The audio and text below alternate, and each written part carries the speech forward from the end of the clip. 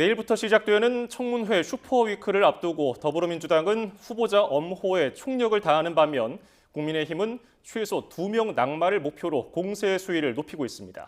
교육부 이진숙, 여가부 강선우 후보자는 그동안 제기된 각종 의혹을 적극 해명하며 정면 돌파에 나섰습니다. 국회에 연결합니다. 황보혜경 기자, 청문회 일정과 여야 입장부터 전해주시죠. 이재명 정부의 초대 내각 인선이 마무리되면서 국회는 내일부터 닷새 동안 장관 후보자 인사청문회를 실시합니다. 19개 부처 가운데 유임된 송미령 농식품부 장관과 그제 지명된 국토부 김윤덕, 문체부 최희영 장관 후보자를 제외한 16명이 대상입니다.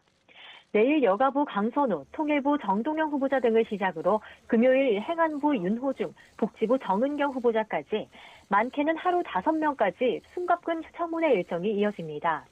특히 갑질 의혹이 제기된 여가부 강선우, 제자 논문 가로채기 의혹이 불거진 교육부 이진숙 장관 후보자에 관심이 쏠리는데요. 민주당은 이들을 포함한 모든 후보자가 낙마하지 않도록 전방위로 방어하겠다는 방침입니다. 문금주 원내대변인은 서면 브리핑에서 강선우 후보자 갑질 의혹 등은 악의적인 신상 털기이자 명백한 흠집내기에 불과하다고 밝혔습니다. 이어 후보자들의 자료 제출도 원활히 이뤄지고 있다며 국민의힘은 청문회를 국정 발목 잡기 수단으로 삼지 말라고 지적했습니다. 다만 후보자들을 둘러싼 논란이 좀처럼 가라앉지 않으면서 당내에서도 우려의 목소리가 나옵니다. 민주당 진성준 정책위의장은 오늘 언론 인터뷰에서 국민적인 눈높이에서 소명이 안 된다면 고민해야 할 대목이라면서 그냥 밀어붙이는 건 바람직하지 않다고 말했습니다. 국민의힘은 강선우, 이진숙 후보자 등이 자체 7대 기준에 부합하지 않는다며 자진 사퇴를 촉구하고 있습니다. 송원석 비상대책위원장은 오늘 언론 인터뷰에서 이재명 대통령이 범죄 경력이 있어 도덕성을 흐리게 보는 것 같다며 그대로 넘어가는 건 야당 무시가 아니라 국민 무시라고 비판했습니다. 특히 강 후보자의 보좌진 갑질 의혹은 빙산의 일각이란 얘기도 있다며 그런데도 오히려 보좌관에게 문제가 있다고 매도하는 건 2차 가해라고 지적했습니다. 예, 당사자들은 정면 반박에 나섰죠? 네, 당사자들은 그동안 청문회에서 소명하겠다며 별다른 입장을 내지 않았는데요. 청문회를 코앞에 두고 돌파 의지를 드러냈습니다. 먼저 이진숙 후보자 측은 국회에 제출한 청문회 관련 참고자료에서 이른바 제자 논문 가로채기 의혹이 불거진 논문은 제자와 공동 작성한 것으로 자신이 실질적 저자라고 주장했습니다.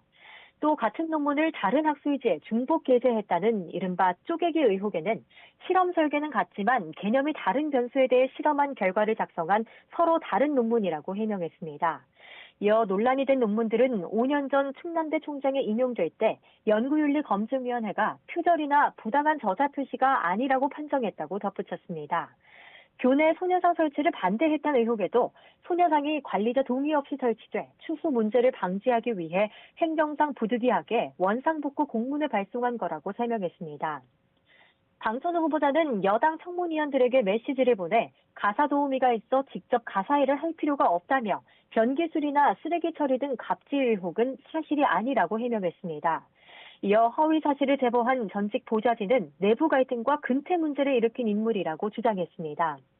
지난 5년 동안 보좌진 46명을 면직했다는 보도 역시 같은 인물이 중복 계산된 것이며 실제로는 28명으로 통상적인 수준이라고 반박했습니다.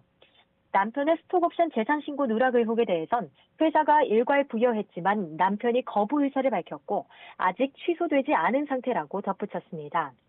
이처럼 당사자들이 강력하게 해명에 나섰고 민주당이 절대 의석을 차지한 상황에서 결국은 증거 자료와 여론 반응이 임명을 좌우할 거로 보입니다. 지금까지 정치부에서 YTN 황보혜경입니다.